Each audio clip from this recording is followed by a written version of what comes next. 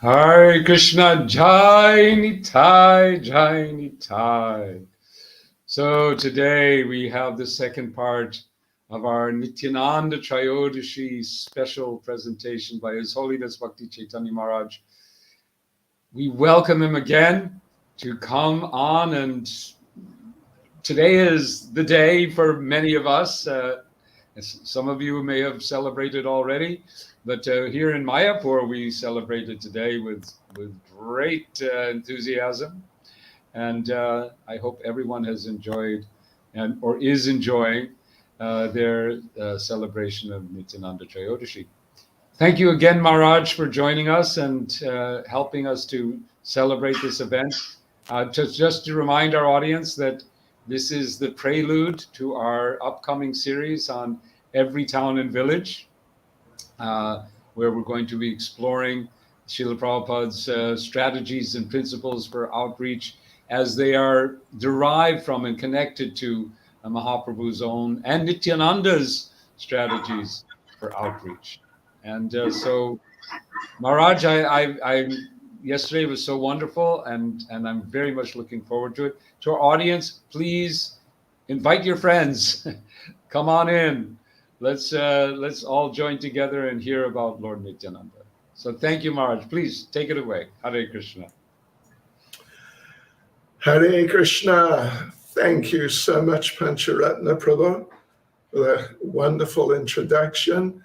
And thank you very much, devotees, whoever's online with us here.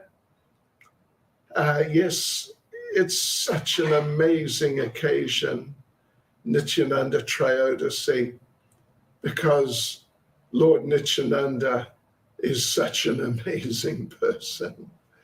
He's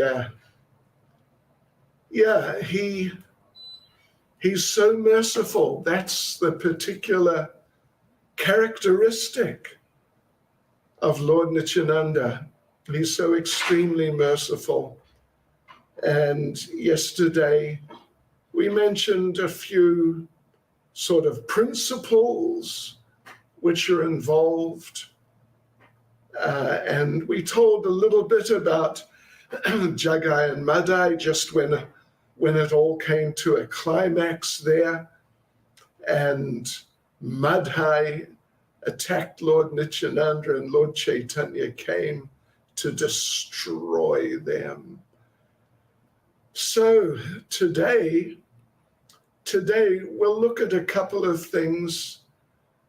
There's one sort of my favorite story, or certainly one of my favorite stories. Lord Nityananda delivering the chief of the dacoits. Then I also want to touch on what Srila Prabhupada said, how to tell what are the symptoms of someone who has got some mercy from Lord Nityananda. And let's see how time goes, time permits. We got plenty when it comes to Lord Nityananda. I've done a seminar. I develop seminars on different topics, and my seminar generally on Lord Nityananda is 5 or 6 days, an hour and a half every day. But today this year we're abbreviating here on the SPT program. But anyway, let's get into it. Let's just dive deep into this amazing pastime, the deliverance of the dacoit Brahmin. And before I get into the actual story, there are 2 verses which appear right at the end of the story, right at the end. And they're what we call phalastuti. Phalastuti means verses which tell us what are the fruits What are the results we get if we listen nicely to the narration? Yeah. And you get a few falastutis in Chaitanya Charitamrita. Here and there you get some. But in Chaitanya Bhagavat you get many. Get lots of falastutis. And in regard to this particular pastime of Lord Nityananda, the deliverance of the dacoit Brahmin, there are two. And if you want to look them up, they are Chaitanya Bhagavat, Antya Kanda, Antya Leela, chapter 5, verse 705 and verse 706, right at the end of this, the narration of this particular pastime. So let me read them. First of all, verse 705, Antya Leela chapter 5, verse 705. Ye shunaye Nityananda, Prabhura Akyana, Tahare Miliba Gora Chandra Bhagavan. One who hears these topics of Nityananda Prabhu will attain the lotus feet of Lord Gaurachandra. And verse 706, Dasyugana Mochana, Yechita Diashune, Nityananda Chaitanya, Dekibe Se Jane. Anyone who hears this topic of the deliverance of the dacoits will see Nityananda Prabhu and Lord Chaitanya face to face. So these are the two specific benedictions, blessings, which are given in regard to this particular pastime. Okay, so let's get into it. You know, Lord Nityananda was with Lord Chaitanya when Lord Chaitanya took sannyas. And just immediately after Lord Chaitanya taking sannyas, Lord Nityananda accompanied him back to the Navadvip area, actually specifically to Shantipur, to Advaita Acharya's place. I mean, that in itself is an interesting story, how Lord Nityananda took him back there. But we won't get into that today.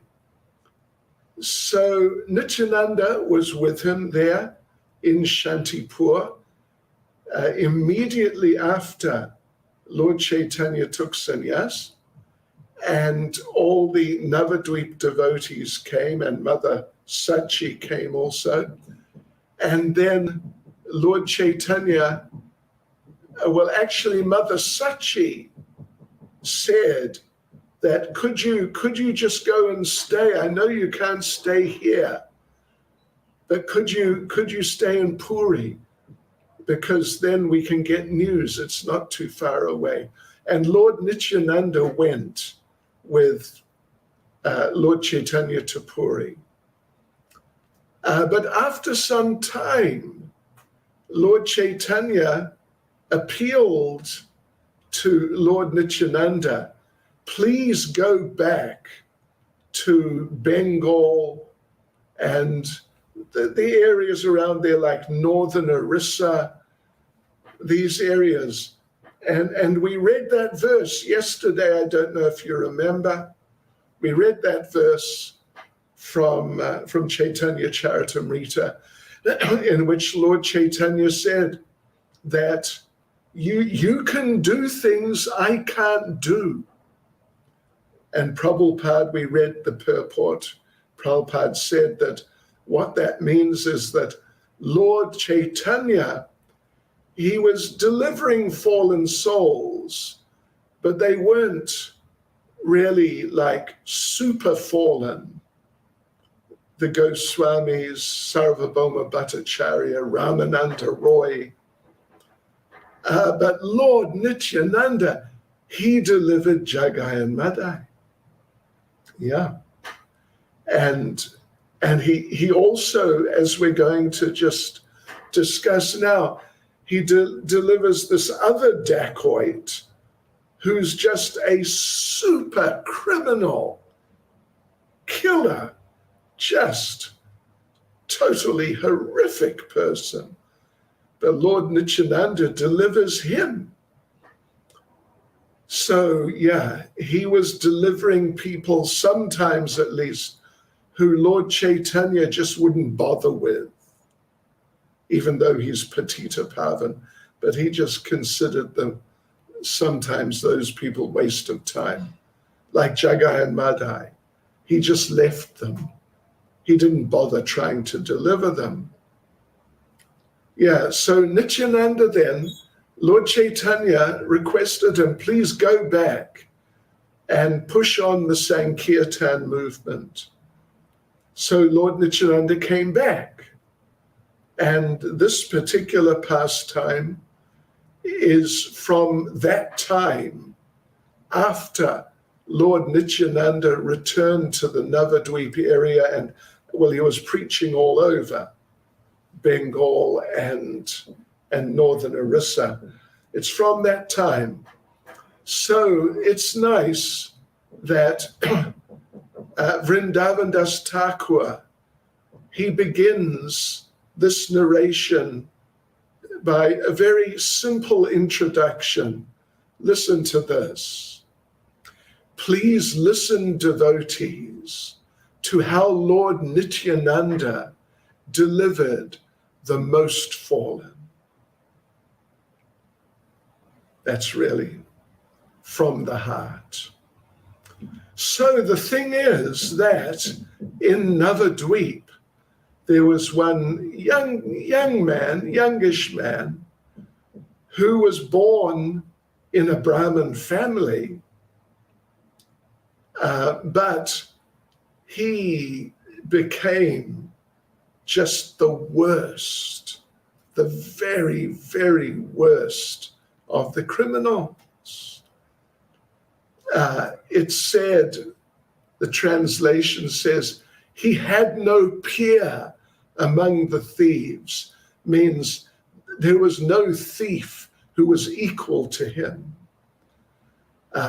His heart was filled with evil. He was the commander of an army of thieves. There was no mercy in his body. And he would, without a thought, he would rape, and he would just kill anyone, man, woman, child even. Just totally heartless. So Lord Nityananda had come back, as we said, and he had restarted the Sankirtan movement. When Lord Chaitanya had been there, then particularly beginning with the deliverance of the Chandkazi, Lord Chaitanya was personally leading the Sankirtan movement for some years. It seems to me like maybe 6 or 7 years or something like that. Something like that. Maybe 4 or 5 years. Lord Chaitanya was personally leading the Sankirtan movement. And as we know, every day he was just going around, Udila Aruna, Purvababaje. Yeah, every morning he would go with his associates all over the Navadvip area. But then he took sannyas.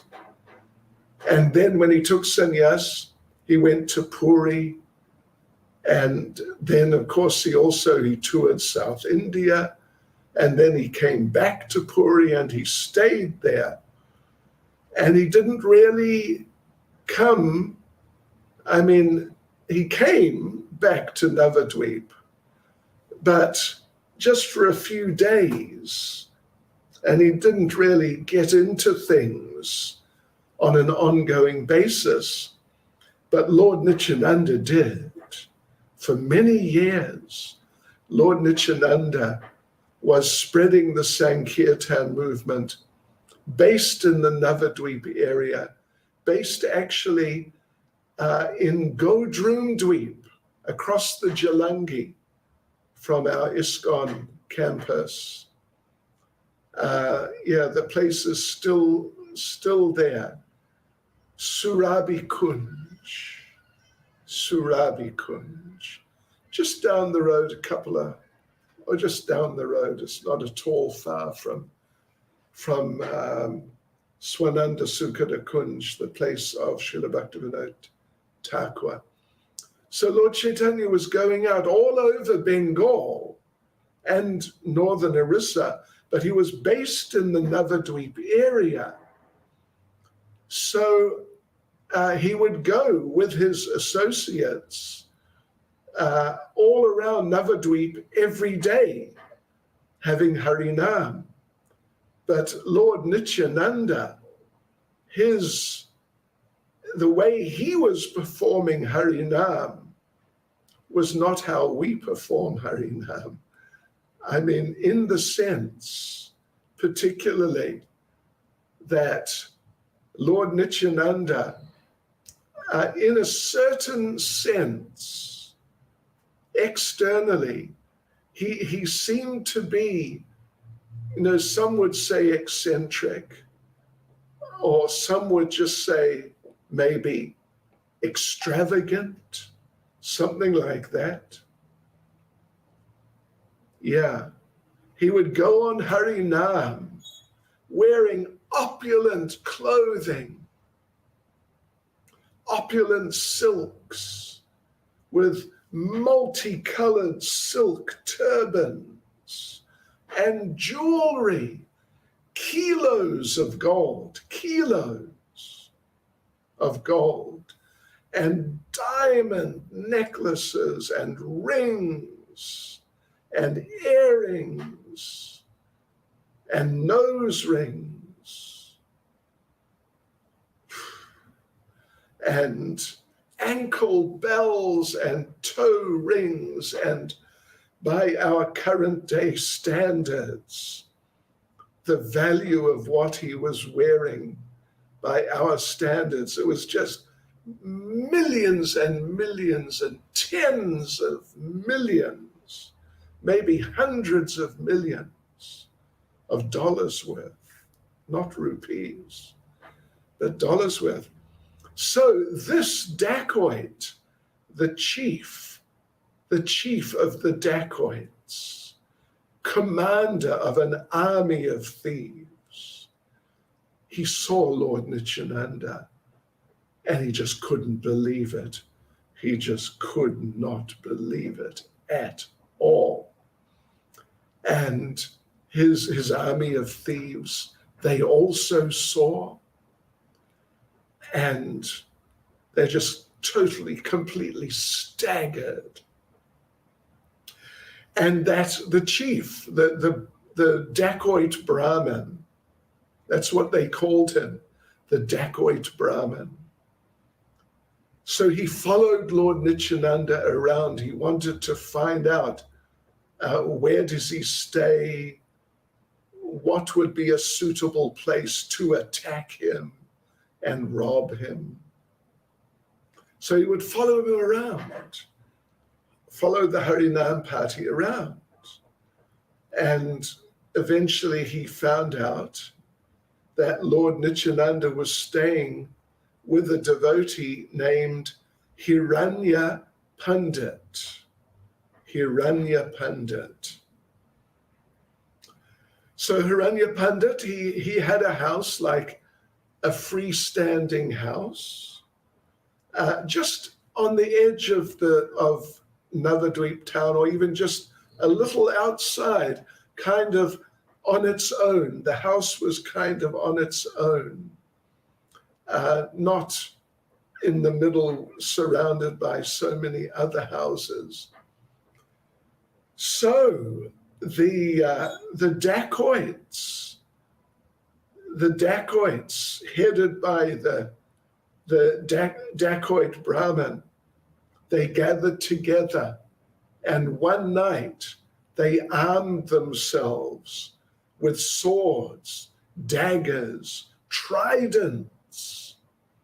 They dressed themselves up in black so they wouldn't be so visible in the darkness of night, and they went to the place of Hiranyapandit.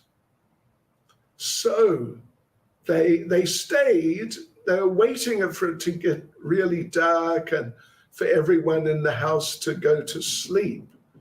So, maybe 10, 11 o'clock, late at night, that was their plan. We will attack sometime, maybe 11 or midnight, something like that. We'll attack. So they waited just nearby, not a long way away, but just a little way away in some hidden spot. And as they're sitting there, because they had all seen Lord Nityananda dressed up like that and decorated in this just most incredible way. So they were discussing that, and one said, I want the gold bracelets. And another one said, the armlets are mine. Another said, I will take the pearl necklaces. And like this, they were plotting and scheming. And they were all thinking that just this one job to rob Nityananda, and that's it. Then we can retire for the rest of our lives. That'll be enough. We'll live in comfort the rest of our lives. So they're waiting as maybe 8 o'clock, then it's 9 o'clock, then it's 10 o'clock. The night is moving on. And by Lord Nityananda's arrangement, those dacoits fell asleep. They fell into just a really deep, deep, deep sleep. And they only woke up the next morning. The sun had risen already, and some rooster nearby was making his early morning noise, and they woke up, and one of them turned to the other and said, you fell asleep. And the other one said, oh, you stayed up all night, did you? They had all fallen asleep by the power of Yoga Maya, Lord Nityananda's transcendental potency. So they decided, okay, stuff happens sometimes. Let's go back tonight, the next night. Because now it's the morning, the following day. So let's go back tonight. So again, well, actually they thought, this problem happened because we didn't worship Chandi sufficiently. Chandi is a form of Durga who's worshipped with meat and liquor. I think we mentioned yesterday. So they did big Chandi puja, offered plenty of meat and liquor and wine and Hare Krishna. So then the night came again. They dressed in their black clothes, took their weapons, and it's a small army of them. And again, they waited for late, like 10 o'clock came. So then they moved closer to the house, just like around the boundary. And they looked out, they're about to go, when suddenly they saw there were some guards there. But these were not ordinary guards. These were like supermen, giants with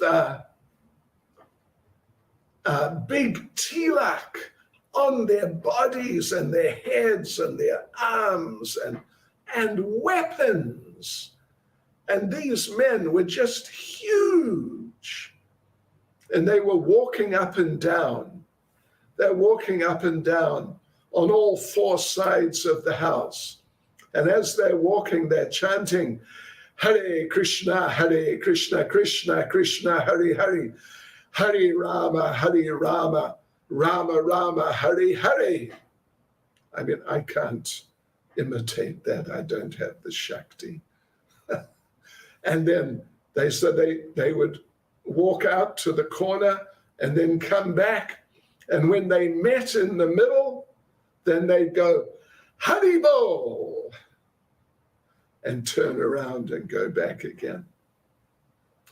So the thieves, they saw that just one of these guards, just one of these giants has the power to kill 100 of us.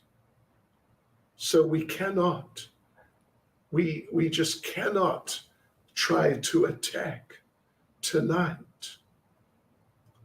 So they sort of sneaked away under cover of the night.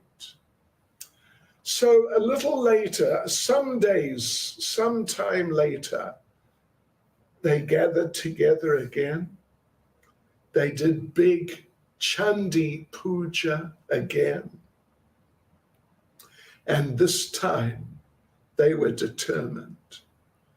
We are going to do it. We're going to attack the house and just kill everyone and just take everything from Nityananda, and that's going to be it. So again, late at night, they came up to like the boundary in the bushes and behind the trees around the boundary of the property, and they looked out and they saw there are no guards. Inside the house, they heard kirtan was going on. Devotees were having kirtan. But they thought, no problem, it's just devotees. But these devotees, they're not very strong. We don't need to worry about them. Let's just go in and attack. So it was a clear night. There was not a cloud in the sky. And just like a perfect night. So with their weapons in hand, they came out. Suddenly, that clear night, suddenly a great storm just appeared out of nowhere at all. And the gang of thieves, suddenly they found they lost their eyesight. They became completely blind, and they didn't know where they're going or what they're doing, what's going on. And so Chaitanya Bhagavat describes some of them fell into a ditch, and in that ditch they were ferociously bitten by mosquitoes and leeches. But these mosquitoes, they were not just your ordinary mosquitoes. these mosquitoes were like this size. They're killer mosquitoes. And leeches.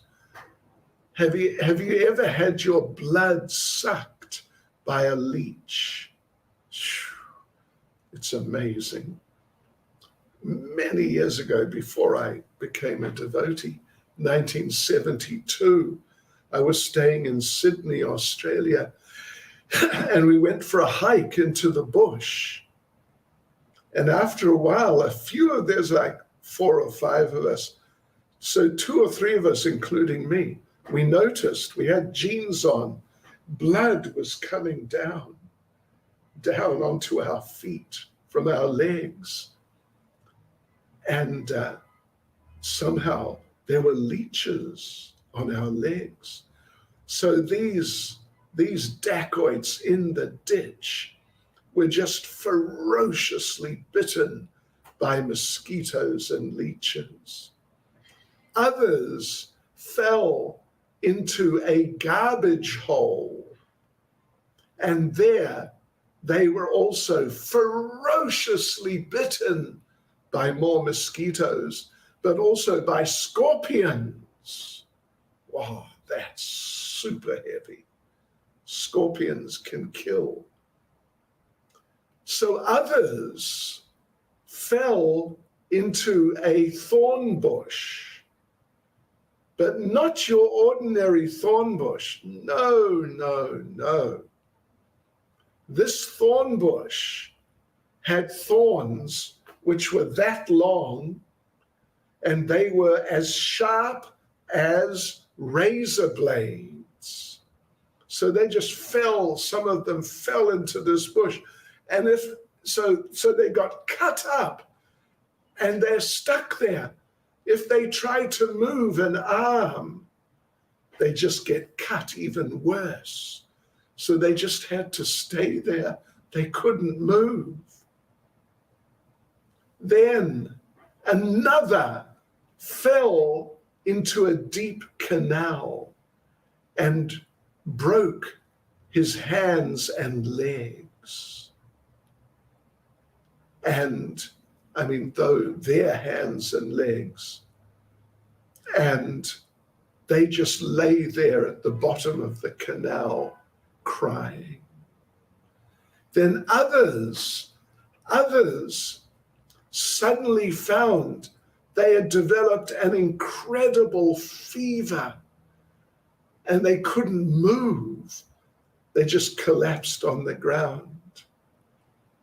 So all this like incredible disaster has come upon this army of thieves. Then if that was not enough, suddenly an incredible storm just attacked them. Yeah. Endless. It was like the storm in the Govardhan Leela. Means rain was falling like in pillars, and hailstones like this and bigger. And they're all there and they're just hopeless positions. And suddenly they're just getting smashed by the hailstones and just drowning because of the rain. And it became freezing, completely freezing. So Lord Indra, understanding that these men are opposed to Lord Nityananda, Lord Indra arranged that super special storm. So then, all of them started to get the realization that this is happening to us because we want to attack Nityananda. They had all heard the rumors that Nityananda is a very special person, that even some say he's an incarnation of the Lord. They'd all heard that, but they didn't take it seriously. They were not that sort of person at all. But they'd heard that.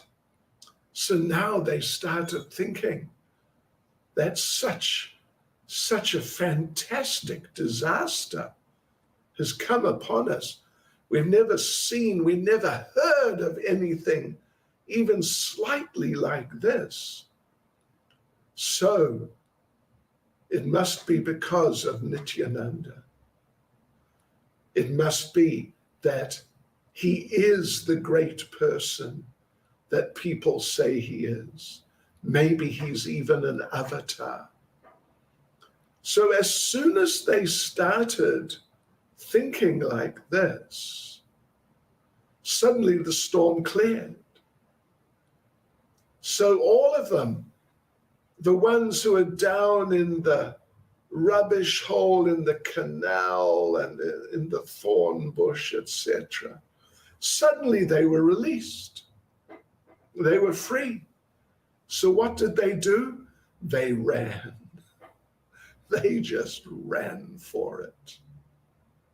Except for the dacoit Brahmin, the leader. So he particularly got this powerful realization that Nityananda, he must be the Supreme Personality of Godhead. So that dacoit Brahmin, he went running into the house of Hiranyapandit.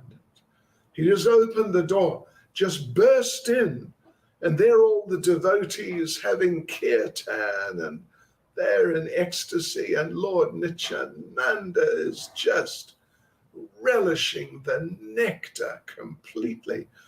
And suddenly, this famous dacoit, he's a really famous man, this famous dacoit just bursts in out of nowhere. And some of the devotees, they thought, oh no, he's going to attack us. But then that dacoit Brahmin, he threw himself at the lotus feet of Lord Nityananda. And he was just crying and crying. And he was just calling out, save me, save me, save me. Save me, Lord Nityananda. You are the purifier of the fallen. So, Lord Nityananda told him that I will accept you. I will accept you. And when the dacoit Brahmin heard this, then he couldn't talk. He just couldn't say anything. He just cried. And he fell to the ground, and he just rolled around in the courtyard, spontaneously crying, laughing, sometimes dancing, sometimes singing. And then he came before Lord Nityananda and spoke. And he told Lord Nityananda that in my heart, I wanted to harm you. So I'm so bad.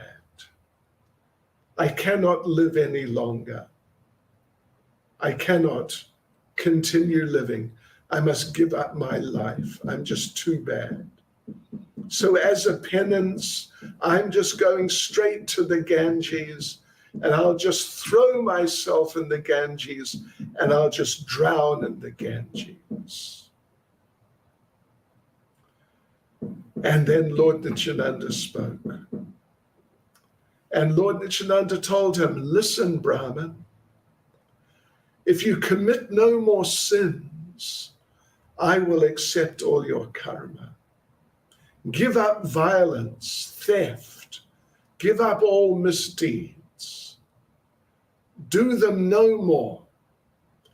walk on the path of religion, chant the holy names of Lord Hari, and then you'll be able to deliver others. And Lord Nityananda gave him the specific service, the specific instruction.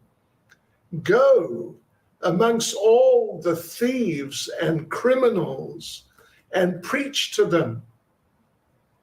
All the thieves and criminals in Bengal, and make them into devotees. Bring them all to the path of religion. So speaking these words, Lord Nityananda took the garland from around his neck and happily gave it to that one-time dacoit Brahmin. Then Lord Nityananda, who is simply the ocean of mercy, placed both of his lotus feet on the dacoit Brahmin's head.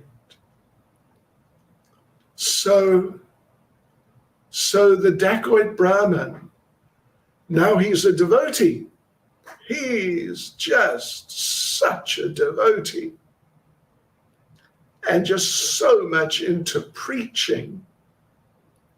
So what he did, he went to the group of thieves who had been with him that night, and he made them all into devotees, because they all understood that this Nityananda is a divine personality. So that's the first group. They all became devotees, and they became big Harinam men. And the dacoit Brahmin, of course, he was the leader of all the dacoits in Bengal. He was feared by all the dacoits, let alone the regular people. So what he did, he went with his team, this whole big team of ex-dacoits, and they traveled all over Bengal and northern Erisa. And of course, because he was the biggest criminal, he knew all the other criminals, all the big criminals of Bengal.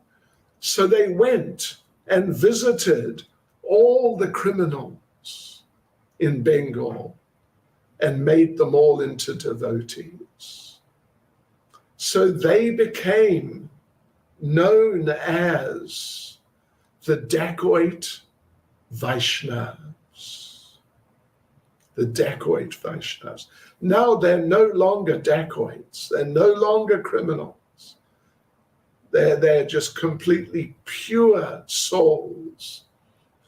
But they were so famous as dacoits for many years. So they became known as the dacoit Vaishnavas. And they would go on Harinam. And that Harinam, you know what it's like. There's Harinam and there's Harinam. They went on Harinam all over West Bengal. And their Harinam, it was, you could say, heavy Harinam, real pounding of mridangas and real powerful chanting. And devotees, people would hear them coming. This heavy kirtan is coming our way. And people would know it's the dacoit Vaishnavas. They're all coming. So yeah, like this. This is the mercy of Lord Nityananda. And Vrindavandas Thakur says, renouncing theft, violence, and all misdeeds, they all became very saintly. They all chanted the holy names of Lord Hari hundreds of thousands of times daily. They all became expert in devotional service to Lord Krishna. So this is just a really outstanding story about the mercy of Lord Nityananda.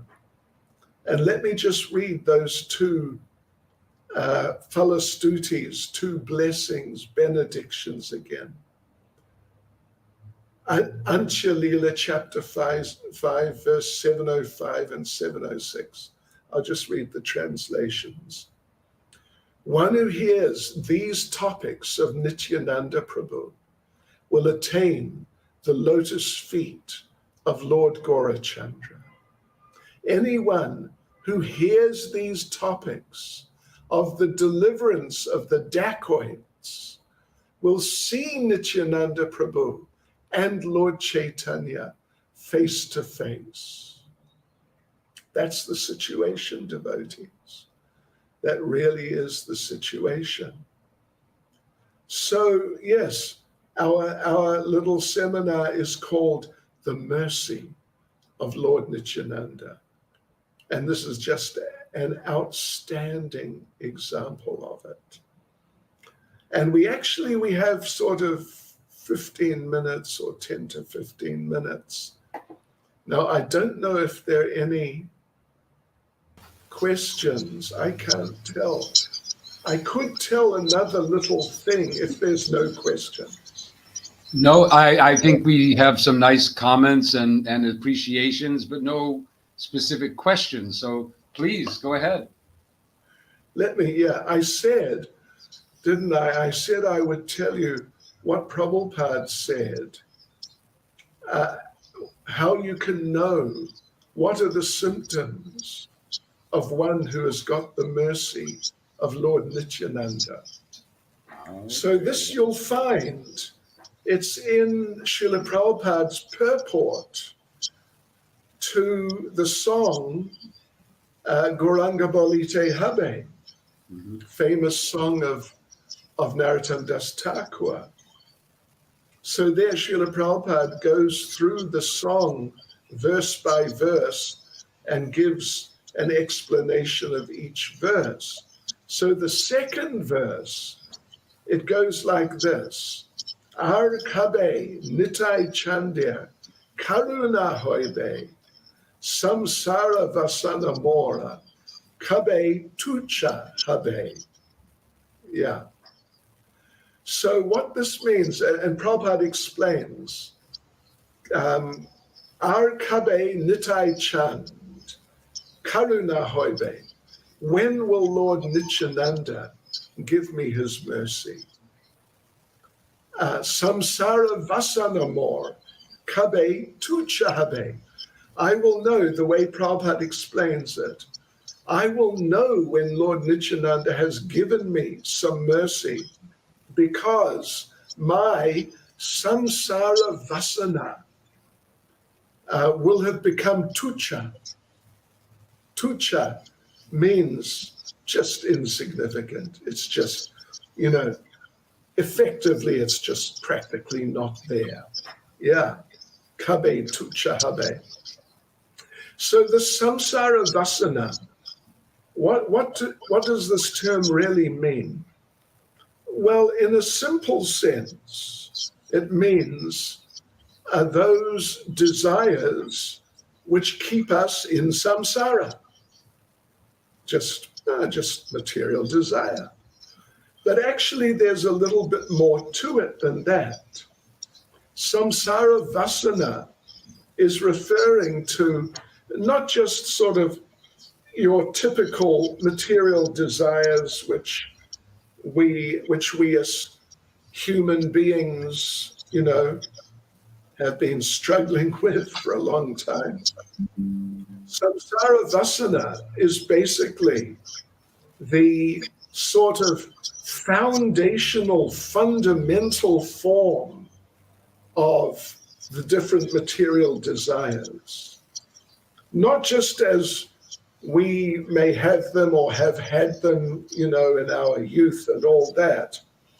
But we see, for example, attraction to the opposite sex, eating, these things.